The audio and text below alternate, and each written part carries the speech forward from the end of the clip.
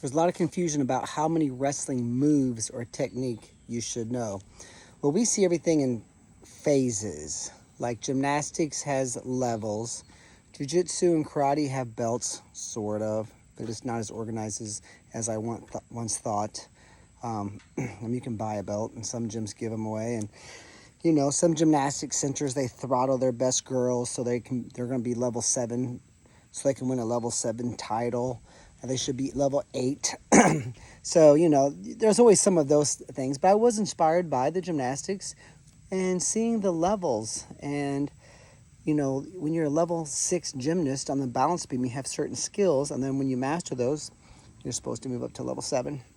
So I restructured wrestling back in 2005 to basics, phase 1, phase 2, phase 3, 4 phases. And that's what our online academy is now. Those of you who are members of our online academy, it's like $250 to join, $20 a month. And we have 272 wrestling techniques, but they're compartmentalized into basics if you've wrestled 3 years or less. Well, let's say 3 seasons or less, right? Because most of the kids who have 5 years of wrestling, they really got like, you know, 18 months of wrestling. They don't really have 5 years. They have 5 seasons. But, so, that's what the basics is for. Then there's phase 1, phase 2, phase 3. Just like mathematics, you're not going to do geometry until you do algebra 1 and pre-algebra before that. So, but understand this. You don't have to learn. A lot of those are tricks. They're not moves and techniques, right? So that's what's cool about wrestling is you can start learning exponentially.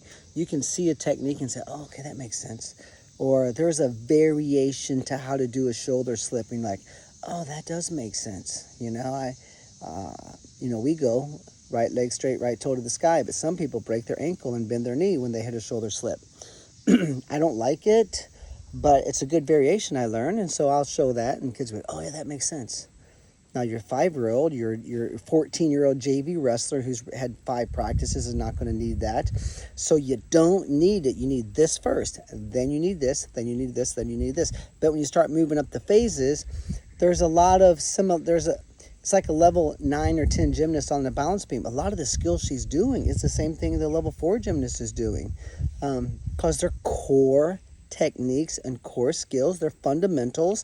You know the famous story about Kobe Bryant. He had a 4 a.m. workout and you know, some reporter was going to go do an article on him, and he wanted to impress him, so he showed up at 3:30, and Kobe Bryant, who was already deep into a workout, you know, and after there was a little break and they were doing their interview and whatever, and the guy interviewed him and said, he's like, you just spent 45 minutes and you're sweating and you just had a hard workout and you didn't have a basketball in your hand. And he goes, yeah, I have to master the fundamentals because that's the foundation of what makes me great. So, you know, that's what basics phase and phase 1 is all about. So getting back to the gist of the advice here is, how many wrestling techniques do you need to know? I think that you're going to focus on the best couple of ways to score from the very common positions. You know, learning how to, some of those are common to every wrestling match, because the proper way to catch a grounder does not change whether you're a 5-year-old girl on a softball field or you're one of the OU national champs. They just won their 3rd national title, right? Or you're a St. Louis Cardinal. Baseball is baseball. Tennis is tennis. Golf is golf. Basketball is basketball. This is how we shoot a free throw. It probably isn't going to change much whether you're LeBron James or you're a 10-year-old. So that's what's kind of cool, is the skills. That's where you want to focus. But there's a few, like a 5-year-old needs to learn how to counter a half Nelson. Then when you get to be in middle school and high school, they don't half Nelson anybody anymore, right? Because it's kind of stupid. You're just not going to turn anybody with it. Sure, as a finisher maybe, you know, a scramble, you can catch someone with a half, power half for leg riding, definitely, but you just don't use it as much. But there's their core skills there. With that term again, one of our academy programs is called core skills, and that's why there's core skills. You should do those first. That's basics phase 1. And then some of the basics phase is half Nelson counters, how to do a half Nelson, Phase 1, yeah, you're still doing a half Nelson, but it's not going to work so much. We need to transition off into riding crossed wrist, bars, leg riding, basic cradles. Then we start getting up into phase 2 and phase 3, and then we're into some of these positions are still common, the techniques are still common, but guys do different stuff. So, do you need, when you are a first-year JV wrestler, 3 ways to score, 3 counters to your opponents, to your front headlock? When you have a front headlock and your opponent counters, do you need to have a reversed wrist trap? Do you need to have a dresser dump, or a shove away double if they get to their feet? No. Now, it might come in handy, but that's called opportunity cost. If you're a first-year JV wrestler on varsity, you don't want to drill that right now because you don't even know how to hit a single leg hit. You don't know how to head block, thumb block, down block, knee slide, hold the base on bottom, secure a tilt for back points. So let's finish there first. Now, someone who's been wrestling, 3 or 4 years or 8 or 10 seasons, now you start to say, where I'm competing with the top 50 guys and girls in America on the high school national wrestling mats, you need to have different variations how to hit a shoulder slip. You need to have counters to a tilt, counters to front headlocks. So when you start looking at core skills and common positions, there are certain positions that are common to high-level wrestling, but they're not really common to, kids who maybe have just wrestled 5 or 6 seasons, in most wrestling states. So as far as wrestling techniques, think about the 95-5 rule. 95% of your points come from 5% of the wrestling, which is more than 12 things. So we've kind of hammered it we have core skills, and then we have, in our academy, we have PWA Elite, Purler Wrestling Academy, world-class wrestler program, and we're starting beginners this year. So we have 4 levels for our academy.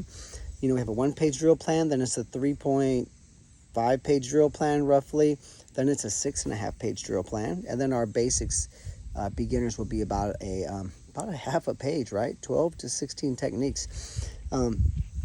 So start looking at the positions that are very common and say, what's the best 1 or 2 ways to score from there?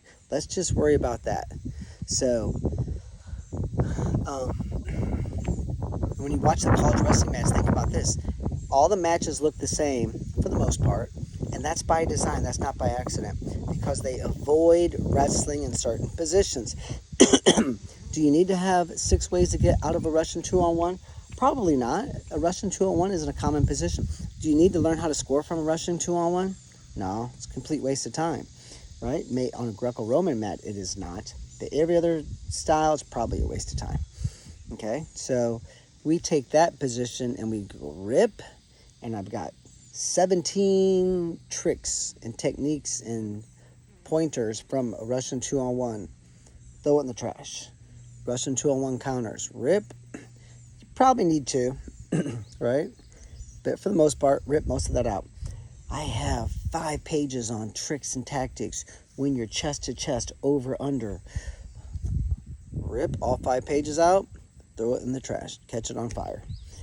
The college guys don't wrestle chest to chest. You shouldn't either. It's a stupid position, right? We don't want to be there. So when you start looking at the common positions, we also say, what positions should I not wrestle in? Now my wrestling gets smaller, And so like at our we have a 5-day takedown machine camp, a 5-day 3-position camp, top, bottom, neutral, heavy emphasis on leg riding. Our 14-day dream season camp, which is sold out 19 out of 20 times. This is the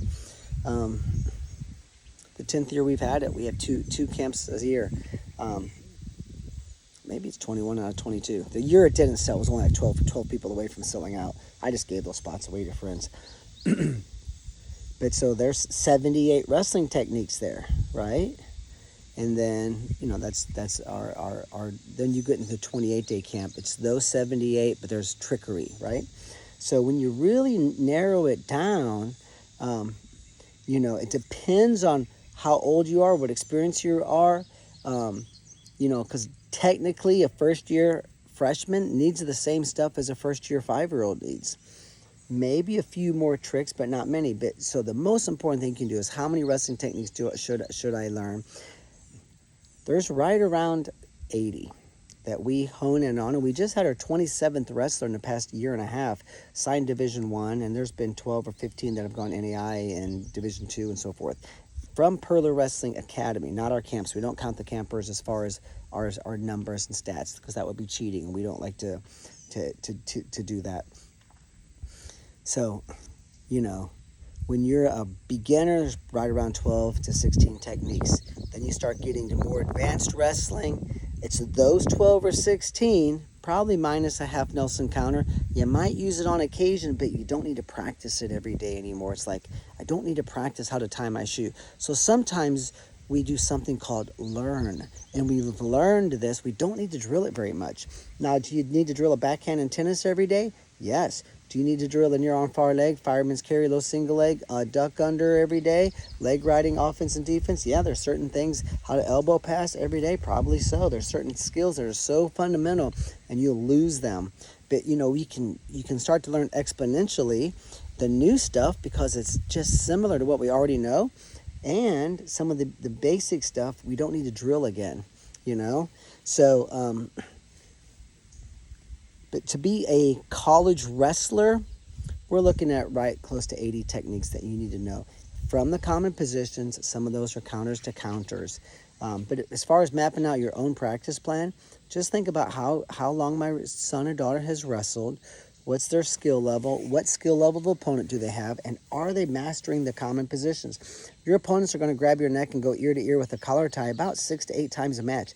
I've counted all this. Let's say 6 times a match. 50 matches, 300 times this year, plus maybe during practice. You probably only practice 4 or 5 months a year. Another 2,000 times. 2,418 times this year, you're going to have someone grab your neck in a collar tie. That's a common position, right? So you want to master the common positions is key. And then that's going to give you a good starting point. But if you wanted to have our approach, you just go to PurlerWrestling.com. Our online academy is there. There's also a video. It's like 23 minutes long. Get a pen and paper. It's on the coaches section. Just map out exactly how to utilize our system and our online academy. It'd be tremendous for you. And the good thing is the basics phase and phase 1, they're practice plans. Tape them to the wall. That's all you need to run a varsity team or a youth program. Thank you for watching. Good luck.